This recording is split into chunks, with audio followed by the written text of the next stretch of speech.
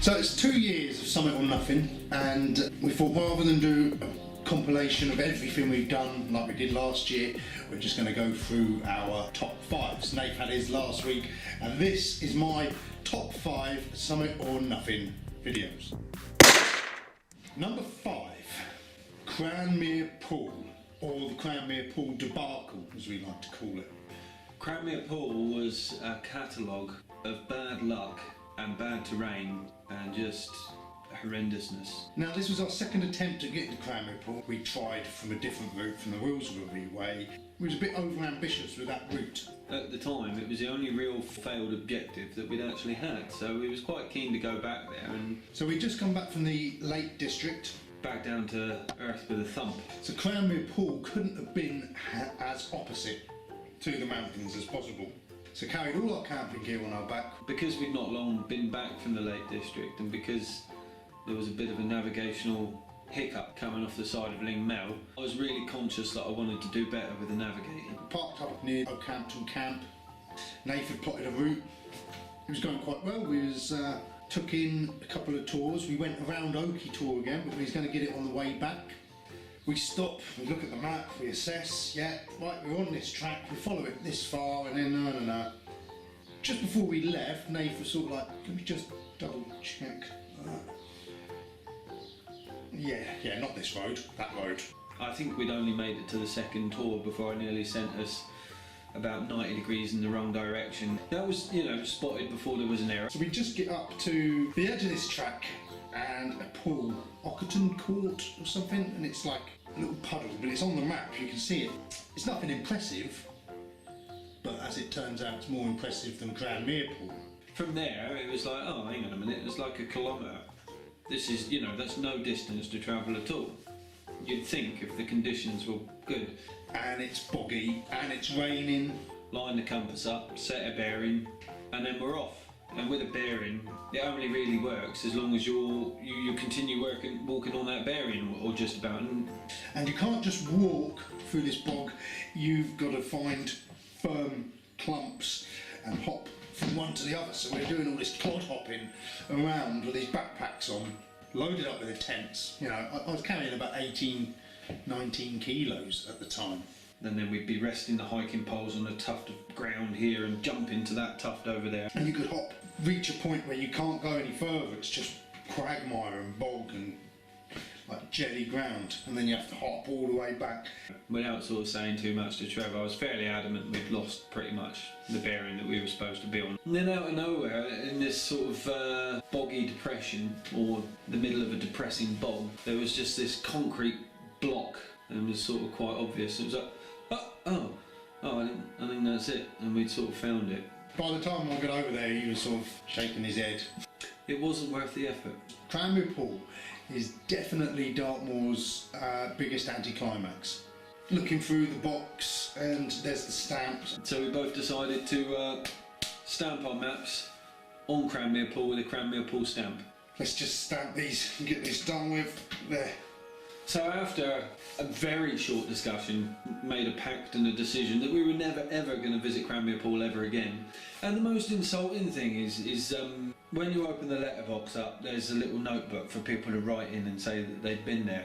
And there was a school trip with lots of little kids that had written things in there, and it's like, how did they get there? Twice we've come here. Once we failed. The second time we've had the biggest mission of a lifetime going through this bog. You start to question your abilities as a hiker. But by this point we're wet, we're tired, we're getting a bit irritable, and we're right in the middle of the moors now. The route we planned just seemed a bit bleak. Bog-ridden, uninteresting, uninviting nothingness. So then we went over to another tour, trying to make a circle back. There was nothing to see there. Then we make our way over to Lint's tour, have a spot of lunch there. Now this isn't a bad looking tour. Even the walk over there was particularly unpleasant. At this point we're still thinking of somewhere to camp, and it wasn't until we went from Lint's tour to Dinger tour through real shit terrain again.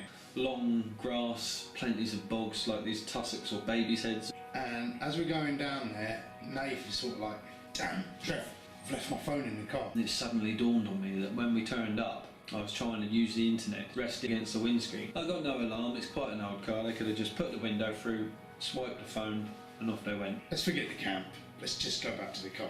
So we decided we're going to go up to Dingertor. We're coming down this hill, and then behind me Trev makes this noise. He's jarred his leg and done his knee in, or his ankle. We get up to Dingertor and I can't even climb up to do our summit or nothing, my leg's shot. And then it was a long walk back on a track, 4 or 5 kilometres walk back, and my ankle was throbbing. That was it, we had this real slow trudge miles back to the car.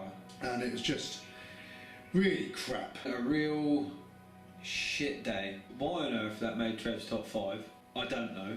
Those videos where we're not having a good time tend to be the ones that get better reactions from the public. It's a memorable video, so that's why it's made my number 5. Number 4, Coniston Lake and Palmer. Coniston Lake, yeah. Well, it's not exciting, this video, but it's just one of my favourites. I just loved this video, I loved editing it. We've been up to the Lake District. We'd just done Scaffold Pike, Ling Mell the day before. The day was going well until the mist came in, and then we tried to get off the side of Ling Mell. We got lost, we had an argument, Trev's boot fell apart, the downhill was so steep it was just jarring. Nathan sort of shot his knee a bit. Anyway, we woke up the following day and we decided to have an easier day, and Trev sort of suggested this Coniston Lake. And when I was researching the Lake District, I looked for good walks, and one of them that come up was a gondola ride and hike. Well, when I think of a gondola, I think of some guy in a stripy t-shirt with a big stick pushing you through some canal somewhere in Venice. It's a beautiful old steamboat, you know, and this is completely different for Summit or Nothing. We've not really had a part of a walk before where we didn't actually have to walk to travel some of the distance, so the gondola drives us across the lake.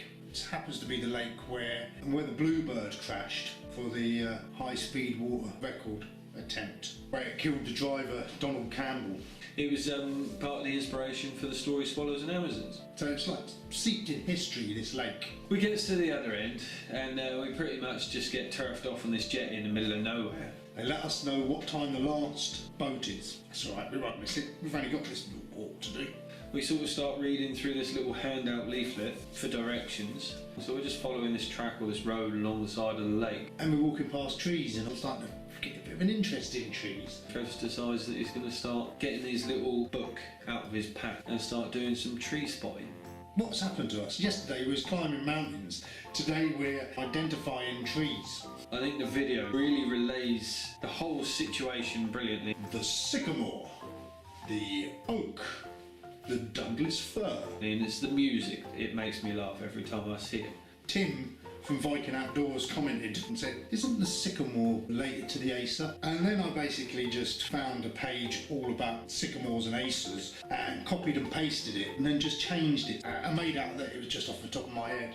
Surprise, surprise, Viking Outdoors didn't comment on any of our videos for a long time, and I did apologise to him many months later. I said, I won't upset you, it was just me titting about. It's the sort of thing I do, and tend to put people's noses out of joint as well, so... Anyway...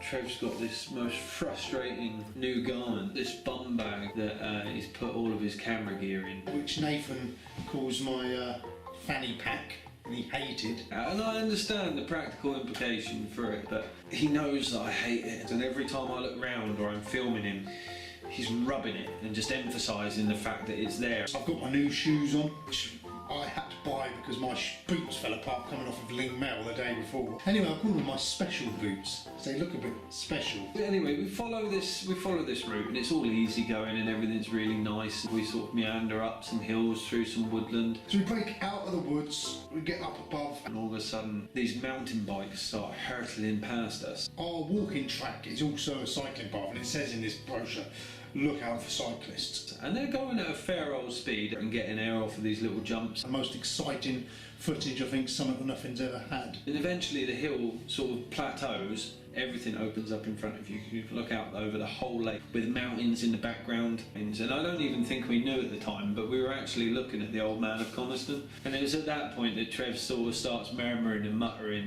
we shouldn't be here, we should be going up a mountain. Which is true. We got lakes here in Devon and Cornwall, you know, we could have walked around the lake down here if we wanted to go down that road. There was one moment we set the camera up, we're walking down this track singing a Littlest Hobo, and there's a brief moment there where we just thought it would be funny to hold hands.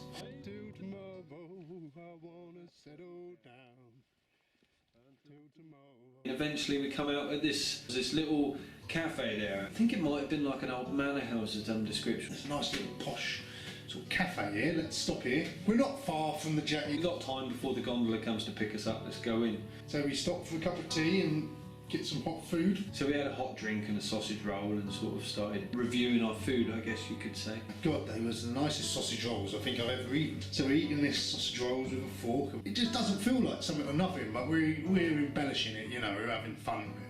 And then we decided to shoot on, because time was cracking on. Read the instructions again, yeah, down the hill.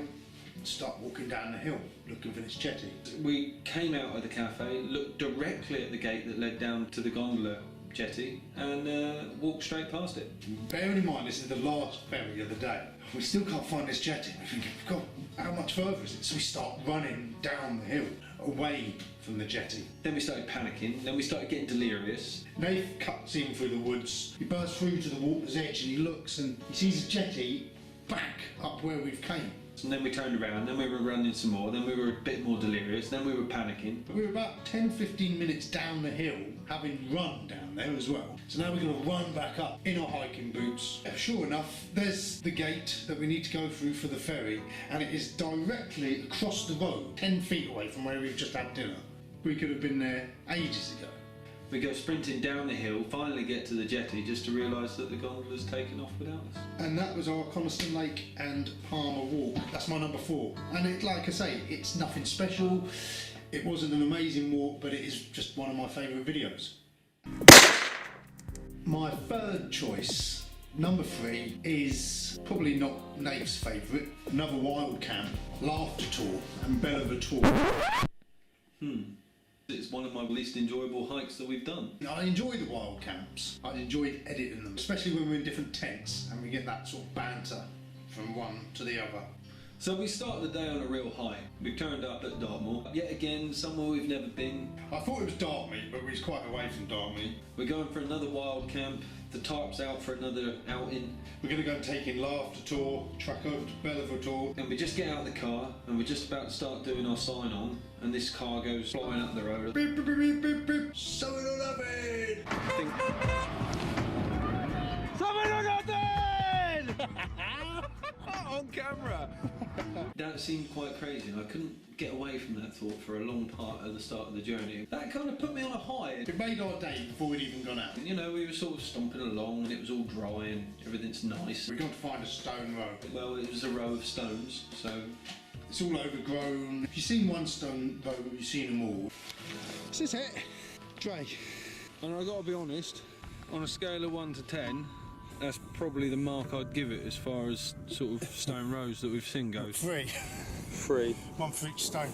Nate decides he's going to start baiting stone rows, and someone actually commented and said they couldn't believe that we was baiting something of historical significance. We get up to Laughter Tour, we joined a cup of coffee and a bite to eat. We're taking in the views. Again, we can see places that we've been. And then after this, there seems to be a route sort of going down the side of it that leads into this woodland. Nate's navigating. Navigate around the woodland. It's all working. Then we navigate a little cut through that takes us up to the side of Bellever Tour. And at this point it started to sort of rain, so the waterproofs are going on. Bearing in mind we're expecting the rain. We knew it was going to be a wet day. And we want to go and stand up on top of this tour and give it a little shout. Then we start making our way down to a forestry. I'm always conscious when we're camping now that I want to camp near water so I can top my water bottles up at the end of the day. So we've looked at this woodland on the map and there's a little river on the side of it, but that's not too far. In the morning it's not a huge hike back to the car. We find somewhere to set up our tents. Nath's tarp flies up. Mine is being a right pain in the arse. Whenever we decide to pitch camp, I just want to throw my tent up or tarp or whatever as quickly as possible and lay down in the dry for a bit. And if I can, fall asleep. Not that that is ever possible when you've got Trevor Lewis trying to pitch a tent next to you, throwing shit all over your tarp. There's no ground, there's nothing to peg into, it's just mushy, mulchy bed of leaves. Get the first loop up, pin it here and here, I come down, pull it tight and it just pulls everything out. I'm going around in circles. I've got to finally get it up and I swear, the slightest bit of breath and that that thing's going down, you know. And something that's not documented on the video is I went down to the stream in Baltic conditions to try and fill my water bottles up, and it was the most relentless task I could possibly imagine. To filter 2 litres of water just seemed to take forever, and my forearm was cramping up, my hands were freezing in the water. Then I have a look in Nath's tarp, and oh my god, it's like a TARDIS, you know. It doesn't look that big on the outside, and you get in, it's like, wow, this is really roomy. So I invite myself there for lunch. Then we're in the tent, so we're settling down for the night. We've got a little bit of phone reception, a bit of internet reception, 4G, so we just check the weather forecast one more time. Nath checks the weather app, see what time the rain's going to stop, and realises that the wind is still yet to pick up. It was torrential rain all night with 40-mile-an-hour winds. So it's exactly the same as we've had before. I mean, it was an identical weather forecast. Someone could have just copied and pasted the same page. And then we decided to hunker down for the night. I always bring a book, so I'm just sort of lying there reading my book. Nath's getting frustrated with the sound of the rain. He likes to sleep. We've got 2 issues tonight, YouTube. One is, you might very well enjoy him, but Trev and his Dartmoor legends. 2, the noise of rain hitting this tarp is doing my head in. Very quickly, I've had enough of the noise of the rain on the tarp. I'm trying to sort of roll pieces of tissue paper up to poke in my ears to try and make like basically some sort of ear defence.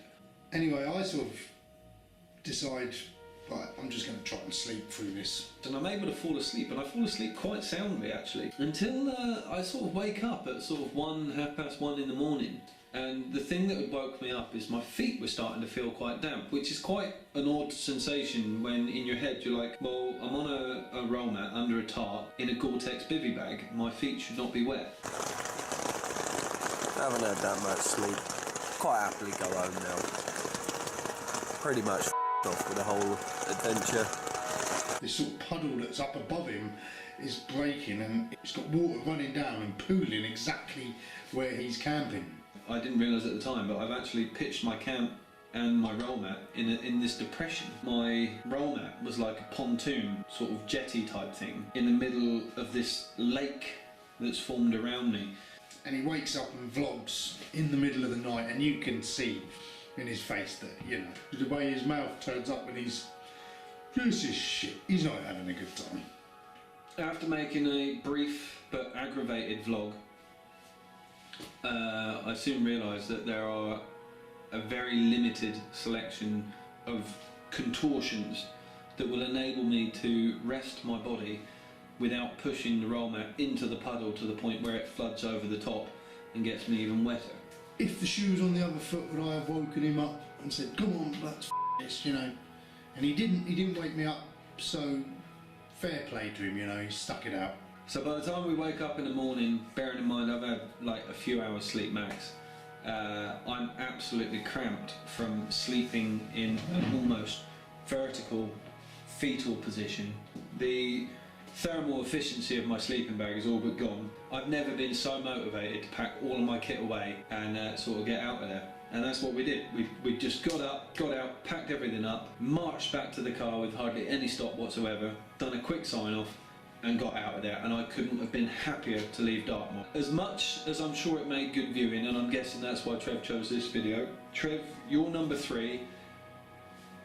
You can stuff it up your arse, mate. Number 2 is the Andrew Ross High Willays Dartmoor Circular Walk and Wild Camp. The Andrew Ross Wild Camp. Are you shitting me? Is he choosing these just because it's like my worst camping experiences? It was our first episode of the new year, the second year, and this is our 3rd wild camp. Trev's got this route, so we're following this route that Andrew Ross has given to us, which is good. And one of our subscribers, a chap called Andrew Ross, had emailed me with this circular walk. It took in a lot of the same areas we've been before, so it just seemed like this would be a good way to celebrate our year by going back to the highest point of Dartmoor, High Willays, where we done our very first hike a year previous. You know, we know we're going to take in High Willays, which is nice, and Yes Tor. And Yes Tor, if you haven't been there, it's a brilliant tour. We start by Oakhampton Camp. We got Moby with us. We were on a track very shortly, but then it brings us down into a valley, but then we come back up over the hill and we're on the side of Meldon Reservoir where we stop and have our lunch. I've never sat on that hill and looked out over Meldon like that, and it's an absolute beautiful spot. And it's a glorious day, and it's another one of those days where we're not in a particular hurry to get anywhere. Like, you know, we know we've allocated plenty of time, we're familiar with the ground. It's a glorious day, even though there's rain scheduled and there's rain clouds hanging in the sky, but they all start to dissipate as we get further into this walk. And then we mooch around the rest of the hill. We come down to the river that follow that across till we're going up Blacktor Copse. I think at one point we travelled boys' binoculars and we were trying to find a downed bomber, a World War II plane that had gone down into the hill, the other side of the river down there.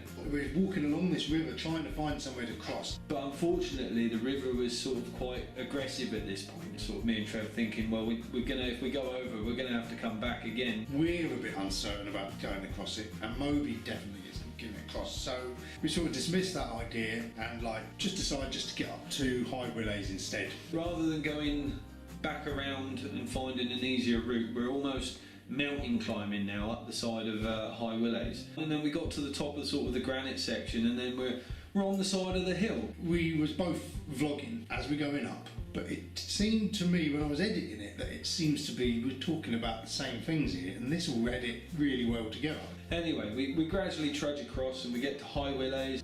But it's been a long day and we haven't really been up at all. It's getting on like 3-4 o'clock in the afternoon, and it's great to be up there, and we give it a summon or nothing. And then over to Yes Tor, and it always feels like Yes Tor, but should be the higher one. It's a much more eye-catching, grand tour. We go down the other side of Yes Tor and up Westmill Tor. And Westmill's a lovely tour as well. Like, you know, it's kind of overshadowed by the fact that it's got Yes Tor in the background, but it is a lovely little tour. It's a beautiful place to be. And then down the other side, and there's like this little ledge. It goes down to this nice little protected area, really green, lush, flat area. I think of all the times we've been wild camping, this was the best pitch we ever had. It's my first time out in my Van Gogh Banshee as well. I'm really excited to have it, my own little sort of two-man, one-man tent. So I set this tent up, Nath goes and sets up his tarp. Whilst sort of scouting the area, I found where someone's set up a GPMG. A GPMG's a belt-fed general purpose machine gun. And you know, what else are you going to do? I haven't brought a book with me, so I decided I'm going to spend some of my evening putting all of these casings and links back together. And he's made up this big Rambo belt, which increases me up really, because he's always on about whittling like down the kilos, and there he is carrying all this metal. Then it's time to get down to going to sleep. Now, Moby'd come with us on one of our previous camping trips where we shared the Mirage, and he seemed to be fine. So I've decided, you know, maybe we'll take him out with us again. He's one of these dogs that's a proper scavenger, and if he smells something that smells tasty, no matter how disgusting it is to you or me, he will go and have a little gnaw at it. But the problem is his stomach does not cope with it very well. And he's up and he's wandering around, and you can hear him farting, and his stomach's burbling. It starts to worry me then in the back of my head, so I can't settle unless he's with me settled. This goes on for hours, and I've just about had enough. I wake up, I think it's about 4 o'clock in the morning, and I look out the tent and it's this absolute golden sunrise. So I do a time lapse of the sun sort of rising out of the clouds. It's just a magical morning. And I look across to Nath's tarp and he's gone. And I see Nath's car parked by the road. And then the next thing I know, I'm waking up, staring at the window, and it's bright sunshine outside, and there's just a Trev, and he is, as ever, unacceptably happy to be awake at that time in the morning. So I try to wake him up. Nath, come and have a look at the clouds, and I'm going to go up on that other tour over there. Moby gets all excited, so Moby gets out the car, and they go off doing a walk, whilst I'm dazed and confused trying to catch up for only having had like 2.5 hours sleep. So I take this walk up onto Votor, and you could look from where we was everywhere, you know, and it was just like this sea of cloud below. Real magical morning, and Nath, as usual, missed it. So your number 2, Trev, is again another horrendous wild camp for Nathan. So now it's time for my number 1 video, and it's obvious really. It's very recent, the last outing we done, and it's our wild camp on Cadair Idris. I have to agree with Trev on this one. It was just brilliant. It was just everything we wanted it to be. So it's early spring, you know, the weather is changing, it's coming good. We've had 2 shit times out on Dartmoor. It's time to have another stab at trying to get up a mountain and do a wild camp. My granddad, who is one of my inspirations for wanting to be in the mountains and wanting to be outdoors, Cadair Idris was actually his favourite mountain, and I didn't know, and no one had told me. And so then it became a special personal mission. So we're like, right, let's do Cadair Idris. We formulated a plan. We was going to travel up there on a Friday night, kit in the car overnight, and then go straight up early in the morning on the Saturday. And the Saturday on the weather apps all week was going to be the best day. The day we left on the Friday, the app just said it's going to be a write-off. We've both sort of stubborn. We've got it in our heads that we want to go. And well, what it is. If we can't camp, we can't camp. If we get wet, we get wet. You know, we sleep in the car. No big deal. I drive to Trev on the Friday night. We jump in the car. We hightail it up to Wales. 1:30 in the morning, we arrive at this car park. We inflate the air mattress. We jump in the back. We start sleeping.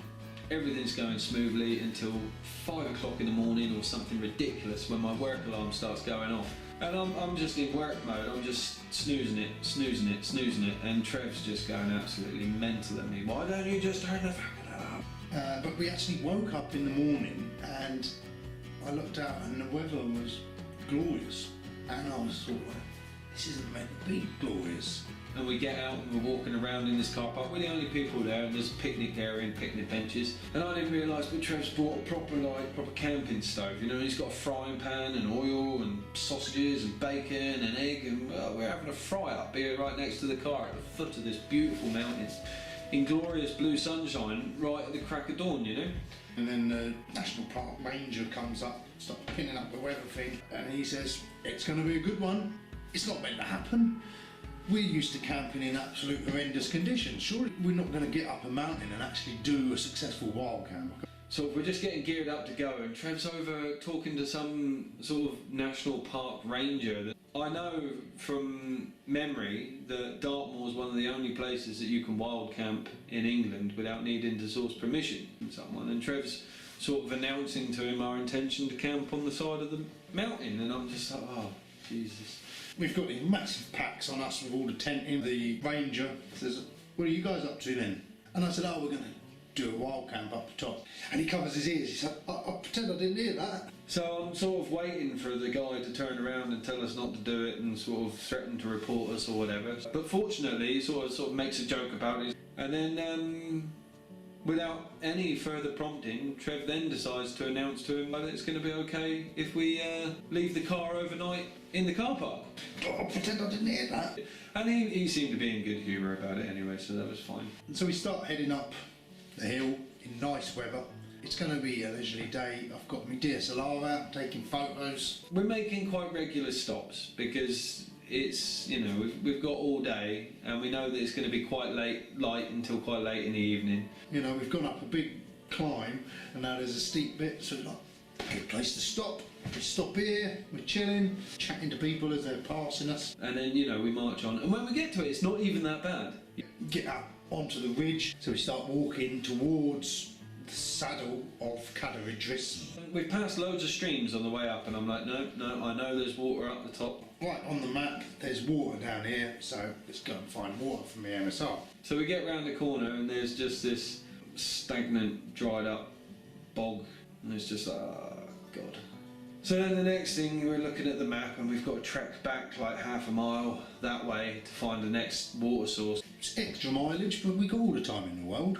But when we get there, there's like this nice, crisp, clear trickle of water running across the path. We get down there, we rehydrate ourselves.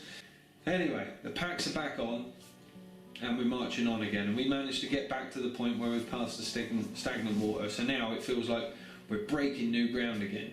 So let's get back on it, we're going to get to that summit. So we look around and there's this black cloud coming in, and I'm thinking, yeah, here we go, we're going to get wet now. And at the same time, I've sort of got in my head that, you know, the weather changed from bad to good it could easily change back again and we wouldn't know being up here.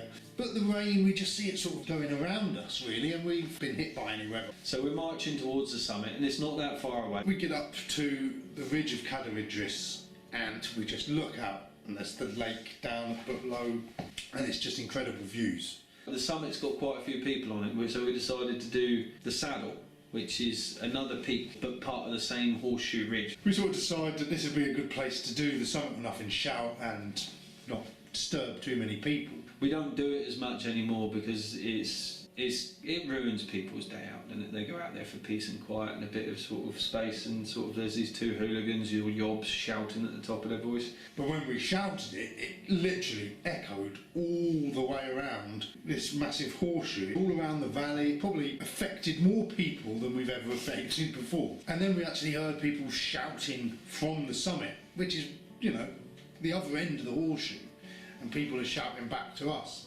But not in any way phased. We start walking over and we're following the ridge round now. And we get to 20-30 yards below the summit, and you know, there's a bit of a scrabble, which is always good fun. And we get up to the top. There's the trig point, and it's quite busy there. There's lots of different routes. It's been a nice day. Everyone's, as usual, got the same idea. So we decided we'd go have a poke around on the summit shelter. There's a few kids and people wandering in and out, and there's this one sort of relatively odd chap. He wasn't very talkative, and then when he explained that his plan was to sleep in the summit shelter, I'd been sat on one of the wooden seats in the summit shelter for some time, and it was just sucking the heat straight out of my butt. And this chap's got this small tiny sleeping bag. I'm thinking to myself, there isn't going to be a huge amount of thermal efficiency in that sleeping bag. All of a sudden it's getting cold, really cold. So we're wrapping up.